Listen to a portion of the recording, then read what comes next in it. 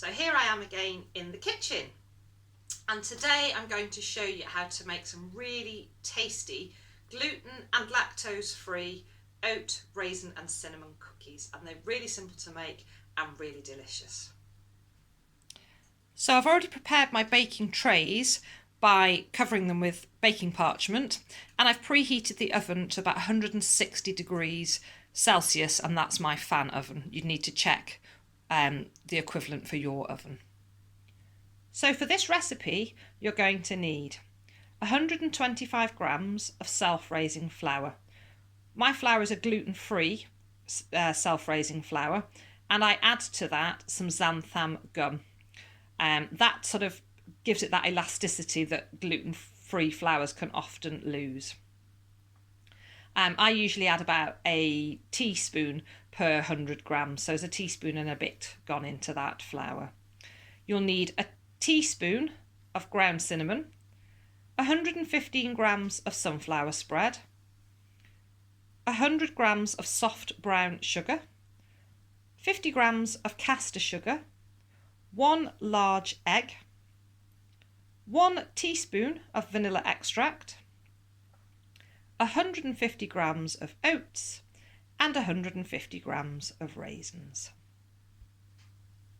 So we're going to start with combining the dry ingredients. So in goes the self-raising flour,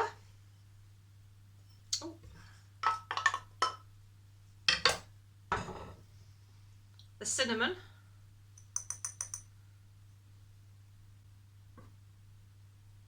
the rolled oats and the sultanas. The sugar we don't put in yet. So I'm just going to combine those ingredients carefully together, just so they're evenly mixed. And then I'm going to set that to one side. And next I'm going to pop the sunflower spread, the caster sugar and the soft brown sugar into a bowl. We're going to mix those and then cream them together.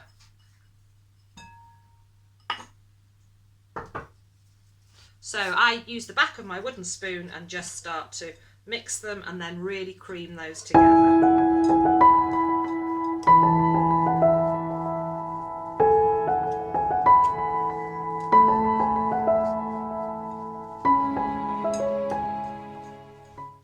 Now, apart from the egg, you can make this vegan very easily just by using your normal egg replacer.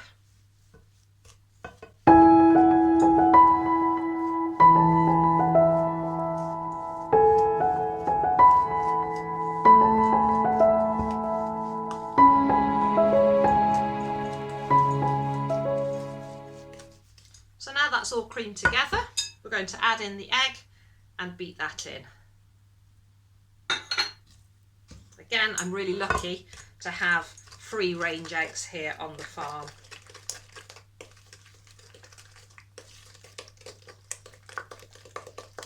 Now, if you find at this stage things curdle, this is where if you keep a little bit of your flour to one side, you can add that in now. I don't tend to have a problem with curdling, but I know that some people do. If that's the case, as I say, just add a little bit of flour at this stage as well. Okay, so once that's all nicely blended together, we're going to add that in to our dry ingredients.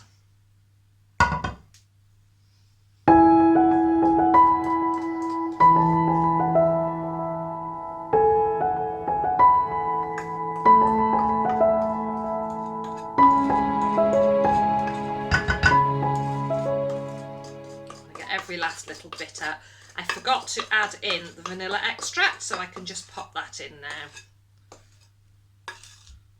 Again, you know, that's the beauty with any recipe. You know, don't panic if you miss a little step out. You can just add it in when you remember most of the time. And it wouldn't have been the end of the world if that hadn't been added at all.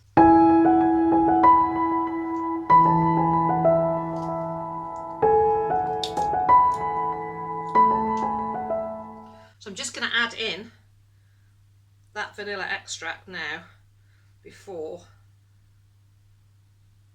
I mix it all together.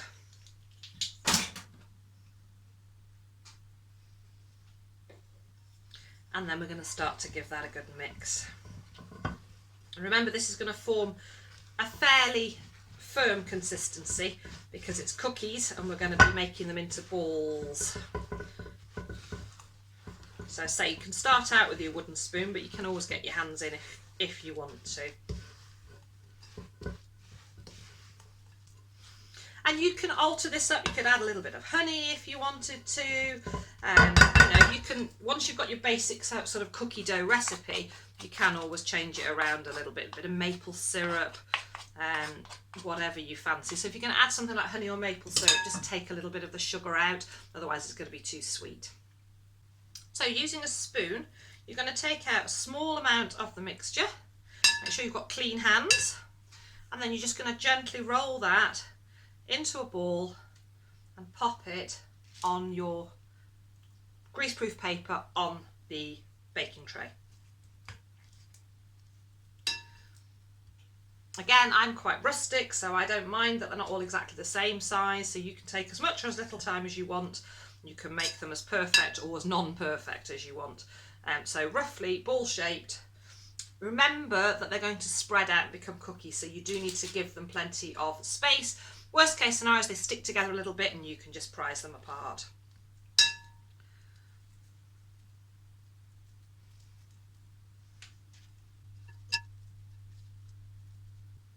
If you find it's getting a little bit sticky, you can just flour your hands in between each cookie.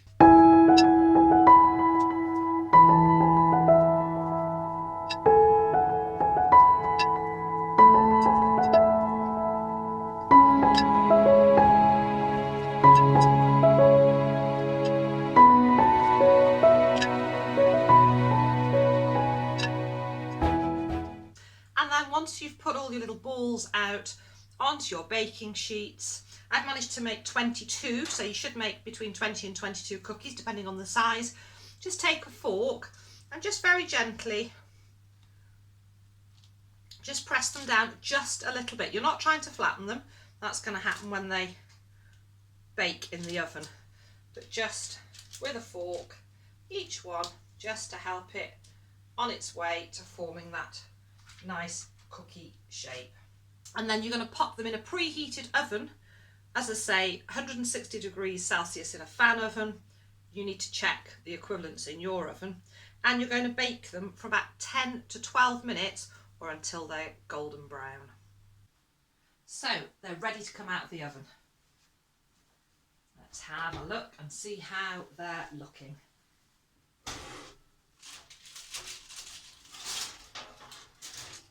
Look at those. So I'm just going to pop them on the side. I'll get them all out and pop them for cooling on their trays as they are for now.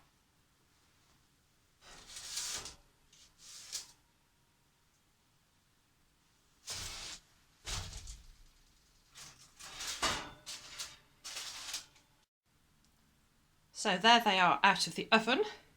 And I'll just leave them on their trays to cool for 5 or 10 minutes before I then transfer them to a wire rack. If you try and transfer them too soon while they're still a little soggy onto the rack, they just will collapse. So now they're cool enough, I'm going to start transferring them to a wire rack to continue cooling. They really smell quite delicious. And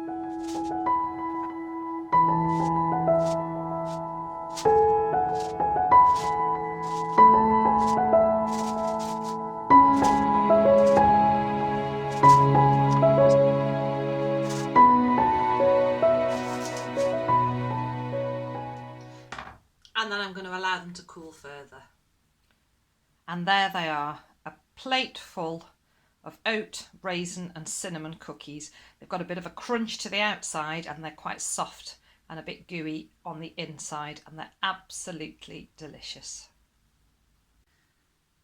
So I really hope you've enjoyed this video, and I hope you'll have a go at making these cookies, because they're really easy to make, they're really delicious, and you can see you get a big plate full. And I will be transferring these now into a tin for storage, so we can try not to eat the whole lot in one sitting. Thank you so much for watching. If you like what you see, please do consider subscribing and hit that bell to get notifications of all my latest videos. Take care, happy baking, bye for now.